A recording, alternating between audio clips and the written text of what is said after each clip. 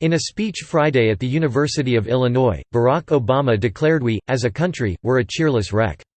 Our society was rending itself at the seams, his carefully constructed world order was in tatters, and our beloved nation was suddenly bereft of decency. All, Obama seemed to tell us, was a catastrophe. Oh, except for the economy, he said. And that was all him.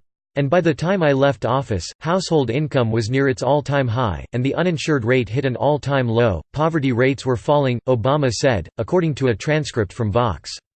I mention this just so when you hear how great the economy is doing right now, let's just remember when this recovery started.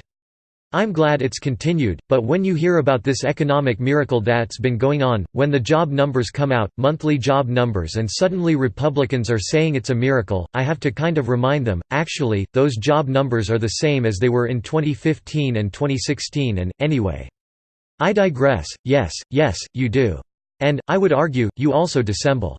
But you oughtn't take my word for it, I'm not an economist. As it just so happens, Kevin Hassett is. He's also the chairman of the Council of Economic Advisers, and at Monday's White House news briefing, he went into considerable detail about why the numbers show the former president's decision to seek credit for Trump's current economic success is as wrong-headed as Obama's policies were when he was in office.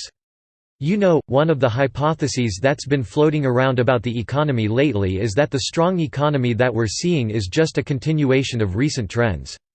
And, you know, since we're the nerds at the White House, we decided that this is a testable hypothesis, Hassett told reporters. And so what we can do is we can go out and we can estimate recent trends, that is, trends that ran in the economy up to the point of the last election, and then compare the latest data to the recent trends. In most cases, by the way, the estimates of the trends that we present to you here are very statistically significant, as are the deviations from the trend, Hassett said before launching into a series of slides. If you haven't yet, check out the video above. It's 7 minutes long, but well worth it. The first was small business optimism under the former administration against what it's been under the current one. One look at the numbers shows a huge change for the positive under Trump. Then Hassett moved on to business investment. Again, a similar trend. And I think that if anyone were to assert that the capital spending boom that we're seeing right now was a continuation of the trend that President Trump inherited, then, well, you know, they wouldn't get a high grade in graduate school for that assertion, Hassett said.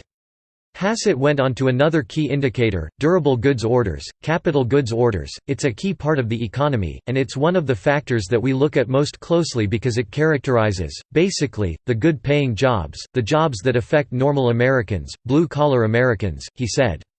His charts showed a clear downward trajectory and billions of dollars during the Obama administration, and then that trajectory reversed itself completely when President Trump was elected.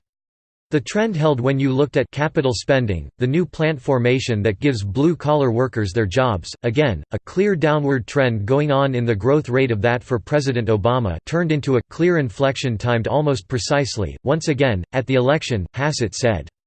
And the notion, again, that somebody might defensively attempt to assert that this is a continuation of the trend is almost laughable, Hassett said.